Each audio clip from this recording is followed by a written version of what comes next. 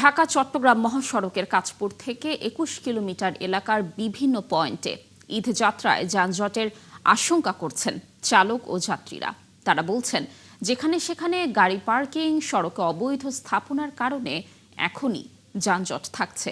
তার উপর জ্বালানি তেল সংকটের কারণে মহাসড়কের পাশের প্রতিটি পেট্রোল পাম্পে এক পাশ দখল করে রয়েছে যানবাহনের দীর্ঘ লাইন। এতে ভোগান্তিও বাড়ছে। ঈদ যাত্রায় এই ভোগান্তি আরও বাড়ার শঙ্কা করছেন তারা। হাবিবুর রহমান ও শেখ ফরিদের তথ্য ছবিতে দেখুন প্রতিবেদন। দেশের ৩৭টি জেলার প্রবেশদ্বার নারায়ণগঞ্জের কাঁচপুর আর ব্যস্ততম মহাসড়ক ঢাকা চট্টগ্রাম মহাসড়ক, যেখান দিয়ে প্রতিদিন অন্তত ৩০,০০০ যানবাহন চলাচল করে।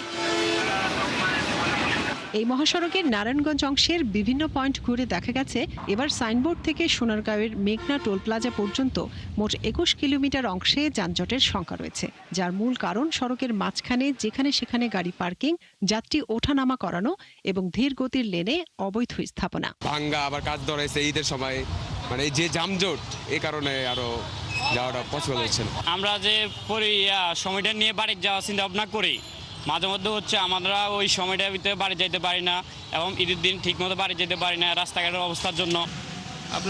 আমরা কাশপুর থেকে বেরোয়েছি, কাশপুর থেকে আসতে আমাদের এই পর্যন্ত আসতে 40 থেকে 50 মিনিট সময় লেগে গেল।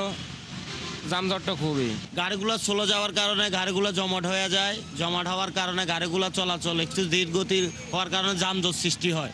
এছাড়া নতুন করে জ্বালানি সংকট তৈরি হওয়ায় পেট্রোল পাম্প জুড়ে যানবাহনের সারি তৈরি হয়ে বাড়ছে যানজট।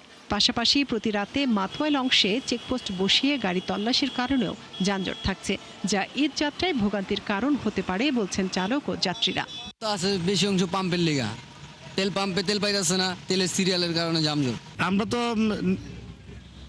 সুশৃঙ্খলভাবে আমরা গাড়ি চালাতে চাই, এখন তো শৃঙ্খলার মধ্যেই নাই। এখানে জামের কোনো নিরসন কোনো রকম কি নাই, সারা রাত চলে গেছে জামের ভিতরে। আর এখানে তুলে আসলে এরা জামের মধ্যে একটু ইয়া করে। এ বিষয়ে পুলিশ প্রশাসন বলছে, সম্ভাব্য যানজট এড়াতে মহাসড়কের গুরুত্বপূর্ণ পয়েন্টগুলোতে ট্রাফিক ব্যবস্থাপনা জোরদার করা হয়েছে। আর জেলা প্রশাসক জানিয়েছেন, যাত্রীদের স্বস্তিদায়ক ভ্রমণ নিশ্চিত করতে সংশ্লিষ্ট সকল সংস্থার সঙ্গে সমন্বয় করে কাজ করা হচ্ছে। আমাদের কাশপুর হাইওয়ে থানায় 48 জন এবং আমাদের অতিরিক্ত 33 জন, মোট 82 জনের একটা ডিপ্লয় আমাদের থাকবে। আমাদের মেঘনা ব্রিজ থেকে কাশপুর যাত্রামোড়া পর্যন্ত মোট 7টি পিকেট পার্টি থাকবে। আমাদের মোগরাপাড়ার যে অবৈধ দোকানপাটগুলো ছিল সেগুলো আমরা উচ্ছেদ করেছি এবং প্রতিদিন সেখানে মোবাইল কোর্ট হচ্ছে এবং আমরা চেষ্টা করছি যাতে মহাসড়কের উপরে কেউ যানবাহন থামিয়ে যাত্রী যাতে না নামানো বা ওঠানো না করে, সেটা নিয়ে কাজ চলছে আমাদের। মদনপুরে হয়তো আজকালের ভিতরে আমাদের উচ্ছেদ হবে।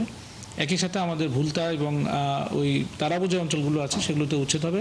ঢাকা চট্টগ্রাম মহাসড়ক দিয়ে দেশের দক্ষিণাঞ্চলের 11টি জেলার যাত্রীরা চলাচল করে। মনিরা কাজুরি, ৭১।